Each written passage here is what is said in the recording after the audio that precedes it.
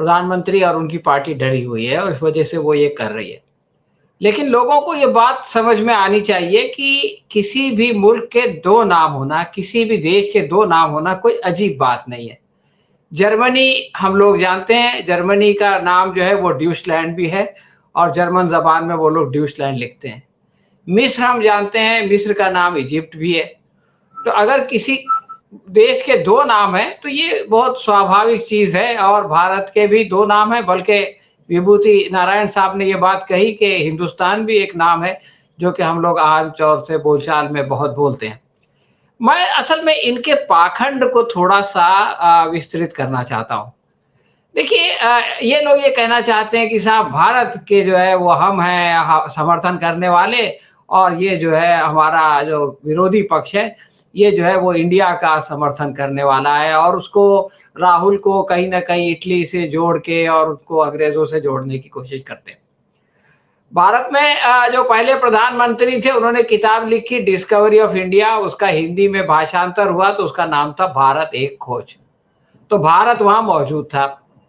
इंदिरा गांधी का एक नारा बहुत मशहूर हुआ, गरीबी हटाओ, लेकिन उनका एक और नारा था, भारत में ताकत की प्रतीक एक महिला है, शक्ति की देवी, तो उसमें भी भारत था। राजीव गांधी का मशहूर नारा हम जानते हैं, मेरा भारत महान, हम लोगों ने सुना जब हम कॉलेज में थे। अभी राहुल गांधी ने भारत जोड़ो यात्रा चलाई। अब आप ये देखें कि अटल जी ने क्या किया। अटल जी ने जो नारा लगाया वो था इंडिया शाइनिंग। तो भारत तो वो लोग कहते हैं जो कि जिनकी ये लोग विरोध कर रहे हैं, भारत भारत वो लोग कर रहे हैं, और ये खुद इंडिया शाइनिंग। अभी जो है वो अपने प्रधानमंत्री ने 26 बहुत ही बड़ी बड़ी स्कीम शुरू की।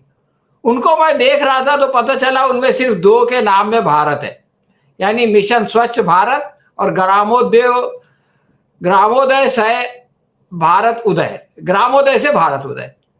इसके अलावा एक और है सेतु भारतम योजना, यानी उसमें संस्कृत है।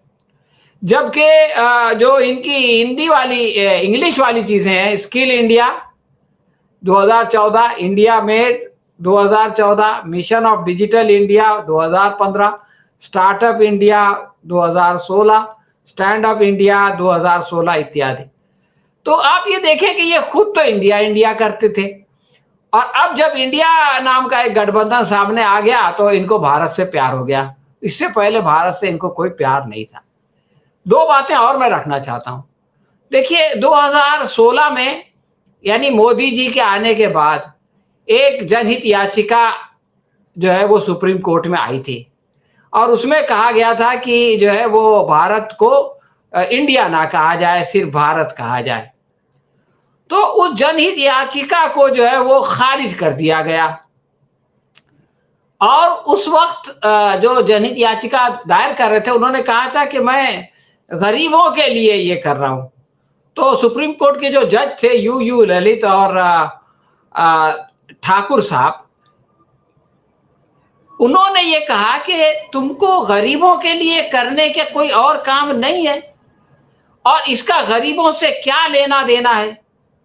जो आदमी आप भारत कहना चाहते हैं आप भारत कहिए, लेकिन जो इंडिया कहना चाहता है उसको इंडिया कहने दीजिए। और ये भी कहा गया था कि जिस परिस्थिति में ये नाम रखा गया इंडिया डेट इज भारत, वो परिस्थिति अब भी वही है, इसमें कोई तब्दीली नहीं हुई। ये 2016 की बात है, यानी मोदी सरकार ने जब ये PIL रिजेक्ट हुई तो अपना सॉलिसिटर जनरल नहीं भेजा इसकी हिमायत के लिए, बल्कि जो है इसको आराम से रिजेक्ट होने दिया। एक और मैं वाकया याद दिलाना चाहता हूं। मुलायम सिंह यादव 2004 में जब मुख्यमंत्री थे तो उन्होंने ये बात पेश की थी। उन्होंने कहा था कि इसका जो है वो सीक्वेंस बदल दिया जाए, यानी इंडिया डेट इज भारत के बजाय ये लिखा जाए कि भारत डेट इज इंडिया, यानी दोनों हो लेकिन पहले भारत का जिक्र हो। आपको ये जान के ताज्जुब होगा कि बीजेपी ने उसको पास होने से पहले वॉकआउट किया था, यानी विरोध किया था कि ऐसा नहीं होना चाहिए। तो वो लोग जो कि ये सब कर चुके हैं वो अब अगर इंडिया इंडिया नहीं बल्कि भारत भारत की बात करें तो ये तो बहुत ही हैरानी की बात है। आखिर में मैं चाहता हूं आपको 1 मिनट के लिए मोदी जी का एक भाषण सुनाना।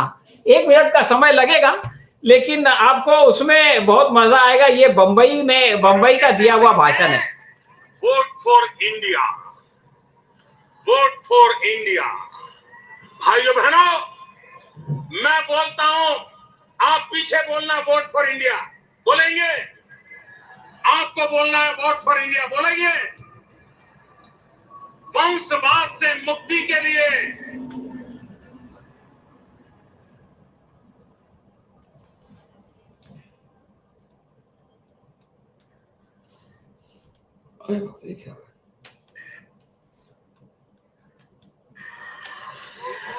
जरा पूरी ताकत से बोलिए, वंशवाद से मुक्ति के लिए वोट फॉर इंडिया, भाई भतीजेवाद से मुक्ति के लिए वोट फॉर इंडिया, भ्रष्टाचार से मुक्ति के लिए वोट फॉर इंडिया, महंगाई से मुक्ति के लिए वोट फॉर इंडिया, कुशासन से मुक्ति के लिए वोट फॉर इंडिया, भारत की एकता के लिए वोट फॉर इंडिया, एक भारत श्रेष्ठ भारत के लिए वोट फॉर इंडिया, सुराज की राजनीति के लिए वोट फॉर इंडिया, सुशासन की राजनीति के लिए वोट फॉर इंडिया, विकास की राजनीति के लिए वोट फॉर इंडिया, देश की रक्षा के लिए वोट फॉर इंडिया, जन जन की सुरक्षा के लिए वोट फॉर इंडिया, रहने को मकान के लिए वोट फॉर इंडिया, खाने के लिए अन्न के लिए वोट फॉर इंडिया, बीमार की दवाई के लिए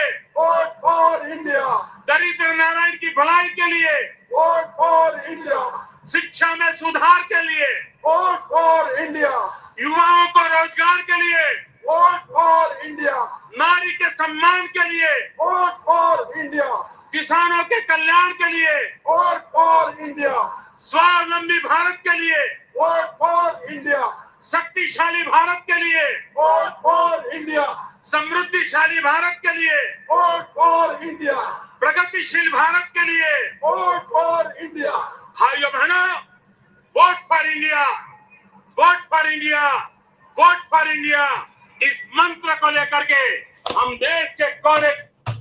तो ये मैंने आपको इसलिए दिखाया कि प्रधानमंत्री की उम्र के साथ स्मरण शक्ति थोड़ी कम हो गई है। वो भूल गए कि 2014 में वो कौन सा नारा लगा के आए थे, और 2024 में यही नारा जो है वो उनको दोबारा घर भेजने वाला है। इसीलिए ये इतने घबराए हुए हैं और ये तमाम हाथ पैर मार रहे हैं। बस मैं यही कहना चाहता था। शुक्रिया।